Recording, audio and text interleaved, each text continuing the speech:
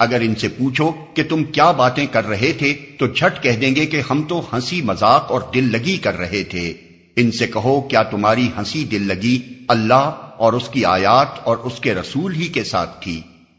اب عذرات نہ تراشو،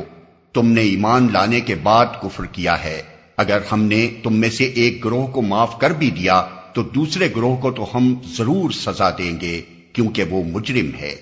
منافق مرد اور منافق عورتیں سب ایک دوسرے کے ہم رنگ ہیں، برائی کا حکم دیتے ہیں اور بھلائی سے منع کرتے ہیں اور اپنے ہاتھ خیر سے روکے رکھتے ہیں۔ یہ اللہ کو بھول گئے تو اللہ نے بھی انہیں بھلا دیا، یقیناً یہ منافق ہی فاسق ہیں۔ ان منافق مردوں اور عورتوں اور کافروں کے لیے اللہ نے آتش دوزخ کا وعدہ کیا ہے جس میں وہ ہمیشہ رہیں گے، وہی ان کے لیے موزوں ہے، ان پر اللہ کی پھٹکار ہے اور ان کے لیے قائم رہنے والا عذاب ہے۔